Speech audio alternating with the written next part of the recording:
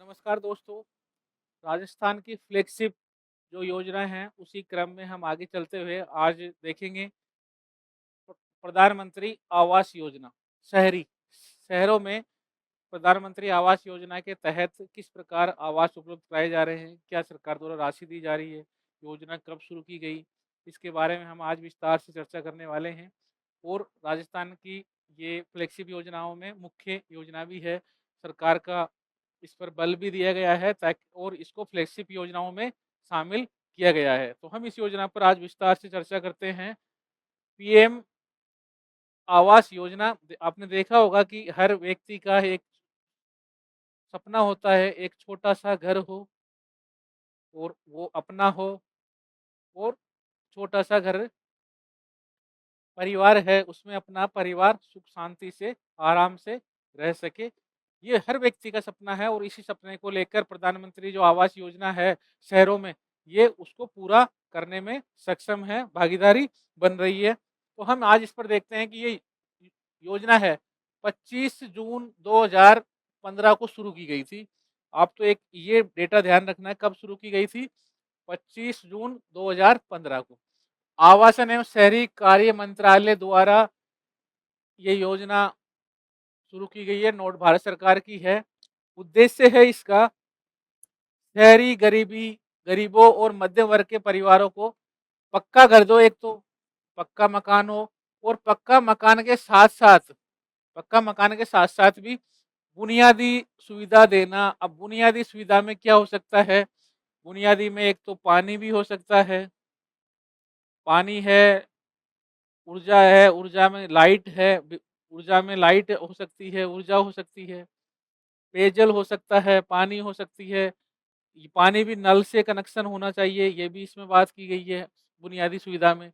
और स्वच्छ वातावरण, यानी मकान भी थोड़ा सही हो, रसोई भी हो, मकान हो तो रसोई हो ताकि घर में धुआं ना हो। तो बुनियादी जो जो आवश्यकताएं हैं उसमें बात की गई है। सभी पात्र शहरी परिवारों को आवास आजादी के 75 वर्ष के लक्ष्य के साथ शुरू की गई योजना है कि सभी पात्र परिवारों को ये आवास मिले।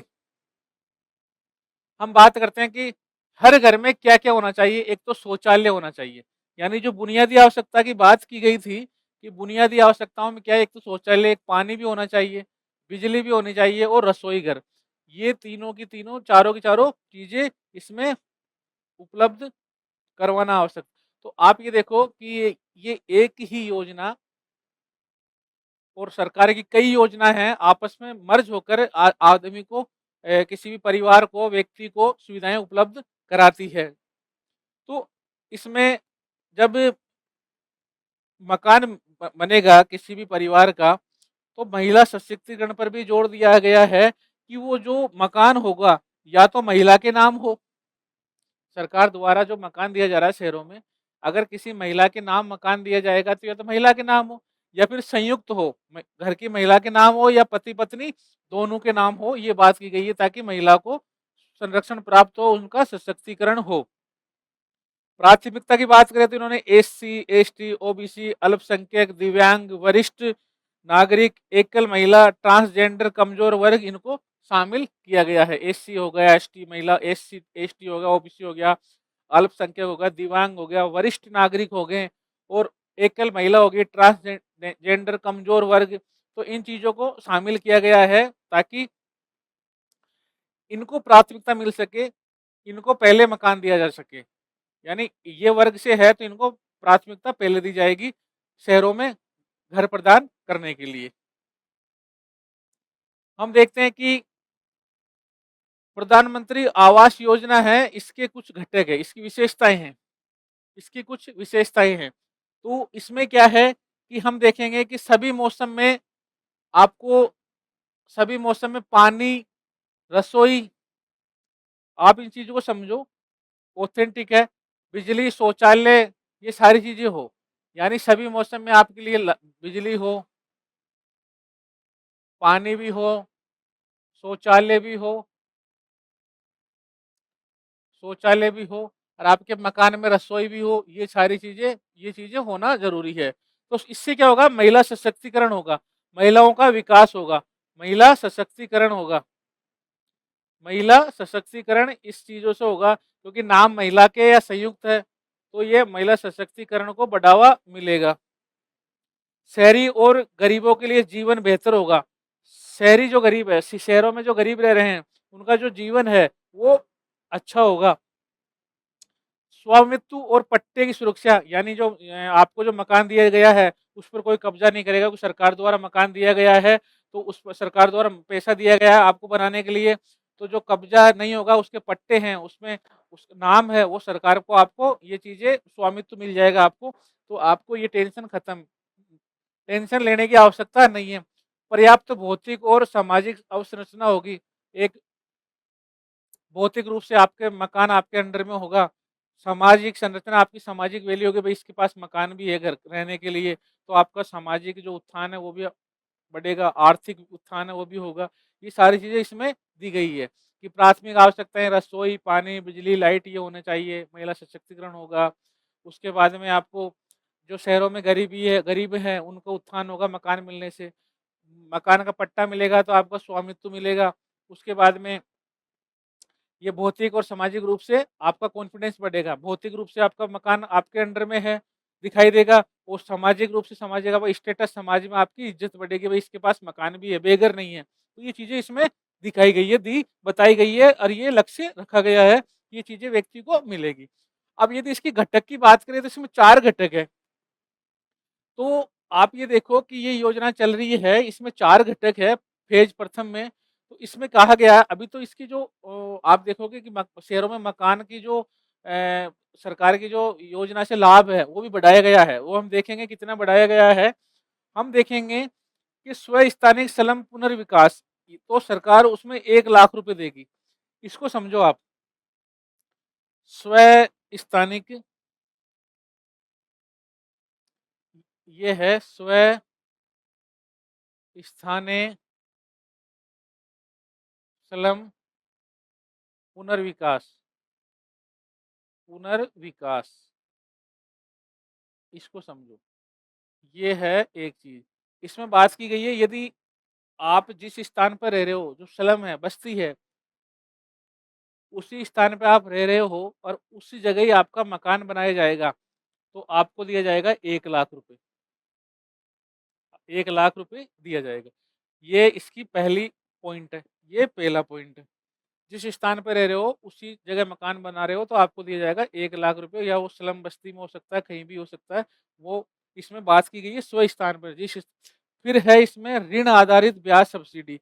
यदि आप ब्याज पैसा ले रहे हो, ऋण, यदि आप ऋण लेकर आप मकान बना रहे हो, तो इसमें क्या करेगी, वो ब्याज पे सब्सिडी देगी।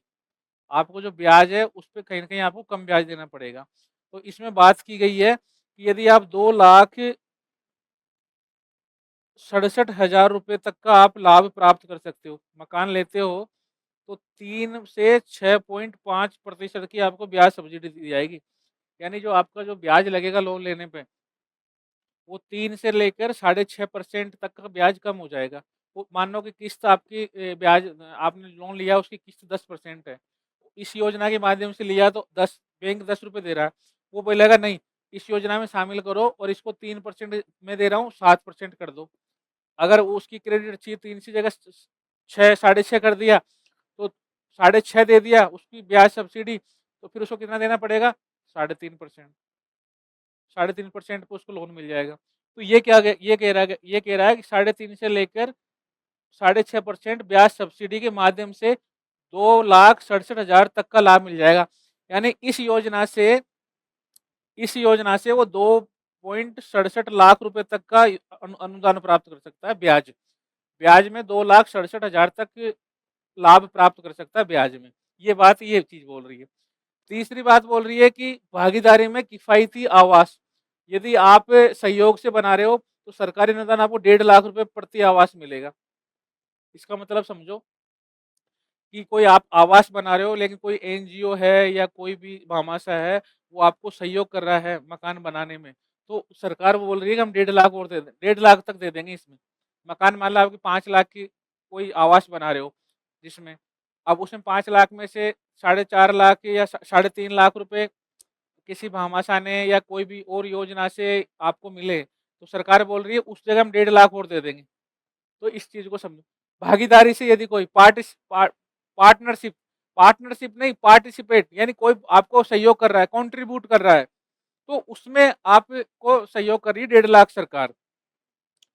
फिर है कि लाभार्थी आधारित व्यक्तिगत आवास निर्माण विस्तार, सरकार इसमें 1.5 लाख रुपए दे रही है लाभार्थी, यानी वो व्यक्तिगत रूप से मकान बना रहा है, खुद व्यक्तिगत रूप से मकान बना रहा है, और वो जो निर्माण कर रहा है व्यक्तिगत रूप से अपना खुद अपनी जमीन पर, उसमें वो 1.5 लाख रुपए दे रही है। ये BLC यानी लाभार्थी आधारित, तो ये घटक है इसके, प्रधानमंत्री आवास योजना है शहरी, उसके घटक है कि किस स्लम बस्ती में यदि कोई व्यक्ति मकान बनाता है तो उसको 1 लाख रुपए दिए जाएंगे, और यदि कोई बैंक से ऋण लेकर मकान बनाता है तो उसको 3 से लेकर 6.5% तक की जो ऋण सब्सिडी है उसमें आपको छूट देंगे, 2,67,000 तक आपको छूट मिल सकती है।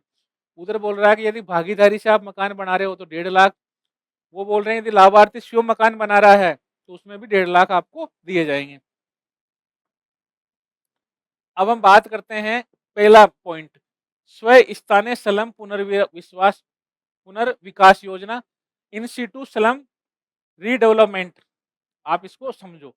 ISSR, झुग्गी झोंपड़ी वालों के लिए उसी जगह पक्के मकान बनाते हैं, सरकार 1 लाख रुपए देगी। निजी डेवलपर प्लस अतिरिक्त कोई भी FSI, FAR, TDR का उपयोग किया जा सकता है। सरकारी भूमि पर सहायता मिलती है तो निजी भूमि पर भी नहीं, सरकारी भूमि पर ही मिलेगी। सरकारी भूमि पर निजी भूमि पर नहीं मिलती। इस योजना के माध्यम से मतलब है कि यदि कोई स्लम में रह रहा है तो स्लम में उनके कोई पट्टे अट्टे तो है नहीं, लेकिन वो स्लम में लोग रह रहे हैं जो कि झोंपड़ियों में, अब वो सरकारी भूमि है। अब क्या करेगी सरकार, उनको उसी स्थान पर आवंटित कर देगी कि ये भाई जमीन आपको दे दी है, अब आप मकान बनाओ, ऊपर 1 लाख और दे रहे हैं। तो यह है स्व स्थानीय स्लम पुनर्विकास, जिस जगह आप रह रहे हो झोंपड़ी बना रखी उसी को मकान में चेंज कर दो, उसमें आपको 1 लाख दे रहे हैं। In situ slum redevelopment, in situ, in situ और एक्स सीटू। इन सीटू का मतलब होता है जिस जगह आप रह रहे हो उसी जगह, एक्स सीटू का मतलब होता है जिस जगह आप रह रहे हो वहां से आपको उठाया और दूसरी जगह बसा दिया, वो एक्स सीटू। ये इन सीटू है। हम देखेंगे ऋण आधारित ब्याज सब्सिडी योजना, credit linked subsidy scheme, CLSS। CLS credit यानी ऋण आधारित, मैंने अभी बताया कि इकोनॉमिक वीकर सेक्शन या लो इनकम ग्रोथ वाले हैं उनको 6 लाख रुपए मिलेंगे लोन, 6.5% ब्याज पर, ये आपको ब्याज सब्सिडी दिया जाएगा। आपकी जो ब्याज मान लो 10 है तो आपको 6.5 की सब्सिडी दे देंगे, तो आपको 3.5% ही ब्याज देना पड़ेगा 6 लाख पर। उसके बाद में मिडिल इनकम ग्रुप है तो आपको 9 लाख दिया जाएगा, ब्याज है 4%। आपको मान लो 7% ब्याज पे 9 लाख मिल रहे हैं, तो 4% आपको सब्सिडी दे दी, अब आपको कितना देना है, 3% ही ब्याज देना है। उसके बाद मिडिल इनकम ग्रुप सेकंड तो 12 लाख तक का ले सकता है, इसको 3% मिलेगा, यानी इसको मान लो 12 लाख 8% में मिल रहा है, 3% यहाँ से सब्सिडी मिलेगी, अब उसको 5% ही ब्याज देना पड़ेगा इस चीज को। तो ऋण आधारित ब्याज subsidy, credit linked subsidy scheme, ये आपको ध्यान रखना है। बैंक, हाउसिंग फाइनेंस कंपनियों के जरिए लाभ, हुडको हो गया, NHB हो गया, SBI हो गया, केंद्रीय नोडल एजेंसी है, इनके माध्यम से आपको लोन मिलेगा। अब हम बात करते हैं भागीदारी में किफायती आवास, affordable housing in partnership. Affordable भागीदारी में, अब सरकार और निजी भागीदारी, अब देखो सरकार हो सकती है और निजी भागीदारी के से सस्ते घर, सरकार मिल सकती है और निजी यदि कोई कंपनी है वो बोलती है कि पैसा मैं भी थोड़ा लगाती हूँ, थोड़ा आप लगाओ, हम साथ में मिलकर हम मकान अवेलेबल करवाएंगे। तो इसमें केंद्र, इसमें बोला जा रहा है 1.5 लाख रुपए प्रति आवास दिया जाएगा इकोनॉमिक वीकर सेक्शन को। कम से कम 35% इकोनॉमिक वीकर सेक्शन को दिए जाएंगे जो आर्थिक रूप से कमजोर है। इस योजना में सरकारें, राज्य सरकार जमीन स्टाम्प ड्यूटी आदि में छूट देगी, राज्य सरकार स्टाम्प जमीन स्टाम्प ड्यूटी इनमें छूट देगी। अफोर्डेबल हाउसिंग इन पार्टनरशिप जो योजना है भागीदारी में किफायती आवास, ये थर्ड घटक है प्रधानमंत्री आवास योजना का शहरी का। तो इसमें क्या कहा कि यदि राज्य सरकार के साथ साथ कोई भी निजी भागीदारी है, निजी कंपनी है या कोई भी है जो ये चाहता है कल्याण के लिए केवल चलो कुछ पैसा लगाते हैं लोगों के लिए, कल्याण के लिए मकान बनवाते हैं, तो ये वहाँ इनका भागीदारी है, वहाँ 1.5 लाख रुपए इनमें दिए जाएंगे। हम देखेंगे लाभार्थी लाभार्थी आधारित व्यक्तिगत आवास BLC, beneficiary led construction, beneficiary lead construction. इनके पास में क्या है, जिनके पास अपनी जमीन है और वे घर बना सकते हैं, अपनी जमीन है। इसमें क्या है, लाभार्थी आधारित व्यक्तिगत आवास, जिसके पास अपनी जमीन है, खुद की जमीन है, उस जमीन पर यदि वो मकान बनाता है शहरों में तो उसको 1.5 लाख रुपए दिए जाएंगे, सीधे खाते में पैसे दिए जाएंगे डायरेक्ट बेनिफिट ट्रांसफर के माध्यम से। ULB द्वारा दस्तावेज पात्रता की जांच की जाएगी, ये एग्जाम में नहीं पूछेगा कौन जांच करता है, ये पूछा जाएगा भाई अपनी जमीन पर 1.5 लाख रुपए दिए जाएंगे। प्रधानमंत्री आवास, सवाल आएंगे आपके यहाँ से, प्रधानमंत्री आवास शहरी 2.0, ये भी काफी इंपॉर्टेंट है और सवाल अब आपके यहीं से बनेंगे। अब तक हमने देखा प्रधानमंत्री आवास योजना चरण फर्स्ट या 1.0, अब ये है प्रधानमंत्री आवास योजना 2.0। हम इसको समझेंगे अब। इसमें क्या है, प्रधानमंत्री आवास योजना शहरी 2.0, इसमें 2028-29 तक 1 करोड़ परिवारों को घर मिलेगा, ये लक्ष्य रखा गया है। 1 करोड़, ये आपको ध्यान रखना है, कितना, 1 करोड़। इस योजना को बढ़ाकर कितना कर दिया, 2028-29, कितना रख दिया, 2028-29। समझ में आया, इस योजना को बढ़ा दिया 2028-29 तक ये योजना चलेगी। 2028-29 तक हम ये कोशिश करेंगे कि शहरों में सभी को घर मिल सके। 1 अप्रैल 2022 को शुरू की गई, ये आपको ध्यान रखना है। 2.0 1 अप्रैल 2022 को शुरू की गई। सभी के लिए आवास इसका विजन है, देश के सभी पात्र शहरी परिवारों को हर मौसम में रहने के लिए योग्य और पक्का घर उपलब्ध हो। मंत्रालय कौन सा, आवास एवं शहरी कार्य मंत्रालय, ये ध्यान रखना आपको। सभी के लिए घर इसकी थीम है, 2022 को शुरू की गई, 1 अप्रैल 2022 को। ये 2028-29 तक इसका दायरा बढ़ा दिया गया है। अब हम चलते हैं इस योजना के प्रमुख घटक 4 है। जिस प्रकार पहले देखा सेम वही है। लाभार्थी नेतृत्व योजना BLC, इसके लिए EWS परिवार वार्षिक आय 3 लाख से अधिक नहीं हो, अपनी भूमि पर 45 वर्ग गज का मकान बना सकते हैं। इसमें क्या गया, अपनी भूमि पर। इस BL लाभार्थी नेतृत्व जो योजना है, इसमें क्या बात की गई है कि खुद का जमीन होना चाहिए, खुद की भूमि होनी चाहिए और 45 वर्ग मीटर तक का नया मकान बना सकते हैं। 2.5 लाख रुपए इनको दिए जाएंगे। लाभार्थी खुद घर बनाता है तो सरकार आर्थिक मदद करती है इसमें। EWS परिवार इकोनॉमिक वीकर सेक्शन हो सकते हैं, ये आपको ध्यान रखना है पूरा का पूरा। पहला घटक है इसमें लाभार्थी नेतृत्व निर्माण BLC, बेनिफिशियरी लेड कंस्ट्रक्शन, तो ये आपको ध्यान रखना है।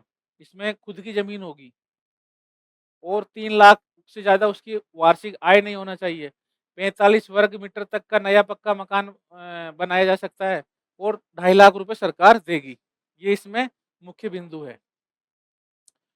द्वितीय है साझेदारी में किफायती आवास, साझेदारी में अफोर्डेबल।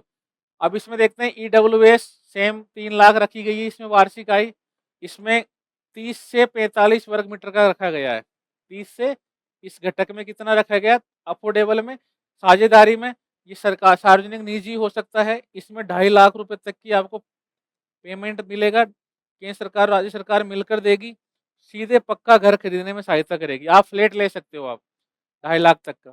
साझेदारी में किफायती आवास AHP, ये आपको ध्यान रखना है। दूसरा घटक है प्रधानमंत्री आवास शहरी 2.0 का दूसरा घटक इसमें 30 से 45 वर्ग मीटर का घर आपको मिलेगा। 2.5 लाख रुपए प्रति फ्लैट प्रति घर ये आपको मिलेंगे। 3 लाख से ज़्यादा इसमें आय नहीं होनी चाहिए। किफ़ायती किराए का आवास, किफ़ायती ARH, उनके लिए जो घर खरीदना चाहते नहीं हैं तथा सक्षम नहीं है, शहरी प्रवासी हो सकते हैं, बेघर गरीब हो सकते हैं, औद्योगिक निर्माण श्रमिक हो सकते हैं, कार्यरत महिलाएं हो सकती है, स्ट्रीट वेंडर, रिक्शा चालक, अस्पताल, होटल, रिक्शा क्षेत्र के कर्मचारी हो सकते हैं। वे ये ऐसे लोग हो सकते हैं जिनको घर चाहिए लेकिन वो खरीदना नहीं चाहते, उनको किराए पे चाहिए। वो सक्षम नहीं है घर खरीदने में, उनकी आर्थिक स्थिति इतनी कमजोर है कि वो घर नहीं खरीद सकते, लेकिन उनको किराए पे रहना है।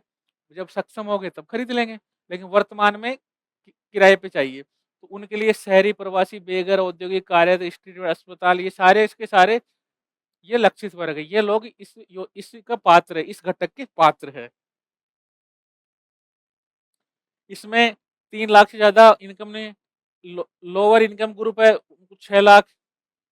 EWS है उनके 3 लाख। इसमें क्या कहा, EWS है, इकोनॉमिक वीकर सेक्शन है, उनको तो बोला आप 3 लाख से ज्यादा नहीं होनी चाहिए आपकी आय। और जो लोअर इनकम ग्रुप है, निम्न आय के वर्ग है, उनको बोला है 6 लाख तक आपकी आय, इससे ज्यादा नहीं होनी चाहिए इस घटक के अंतर्गत। सुविधाएं, पानी मिलेगी, सीवर, स्वच्छताएं, आंतरिक सड़क, सामुदायिक स्वास्थ्य केंद्र, शिशुआगृह, स्वच्छ और किफायती किराए का आवास, इतनी सुविधा की बात इसमें की गई है। अब देखते हैं चौथा घटक कौन सा है, ब्याज सब्सिडी योजना। यानी इसमें ब्याज सब्सिडी दिया जाएगा।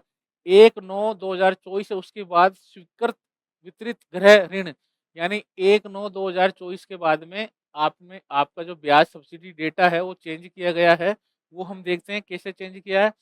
उपयोग है घर खरीदने के लिए, पुनर्बिक्री, निर्माण के लिए। यदि आप घर खरीद रहे हो तो घर को बेचकर दूसरा घर ले रहे हो, तो निर्माण कर रहे हो घर, तो आप ये आपको ब्याज आपको लोन मिलेगा और उस पर ब्याज सब्सिडी देंगे। प्रधानमंत्री आवास योजना शहरी के 2.0 के अंतर्गत शहरों में 1/9/2024 को जो इंटरेस्ट रेट है उसमें कुछ बदलाव किया गया है, हम उसको देखेंगे क्या बदलाव किया गया है।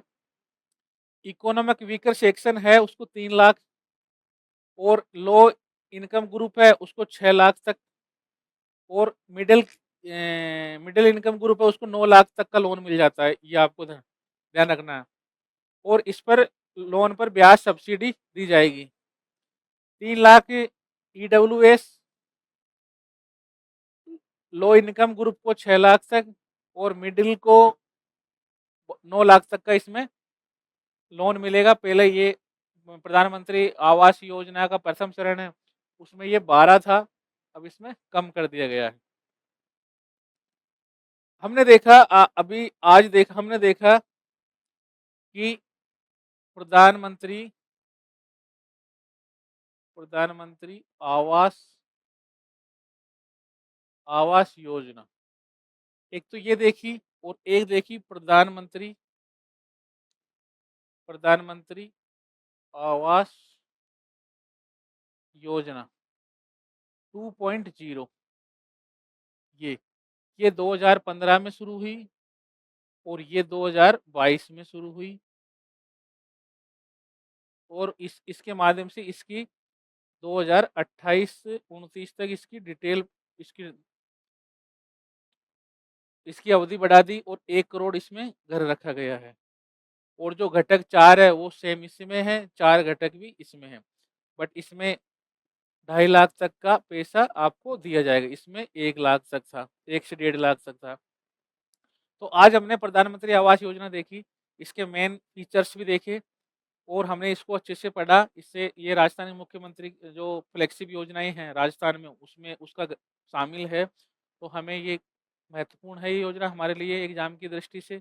और हमें राजस्थान के नागरिक या भारत के नागरिक या एक शिक्षित नागरिक होने के नाते हमें ये जानकारी भी प्राप्त होना रखना जरूरी है, ताकि हम इन योजनाओं की जानकारी किसी गरीब परिवार को या किसी व्यक्ति को प्रदान कर सके, ताकि उनको इस योजनाओं का लाभ मिल सके। तो हमने इन योजनाओं को देखने के बाद में एक मोटा मोटा ये इस प्रकार चीज़ों को रिलेट करने की कोशिश की कि योजनाओं के जो फैक्ट है, तथ्य है, आपके दिमाग में सेट हो सके और उनसे संबंधित जो सवाल आए, वो गलत ना हो।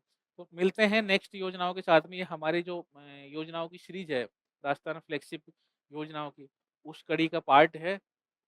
अब कल मिलेंगे हम नई योजना के साथ में। Okay, thank you, bye bye, Ram Ram सा।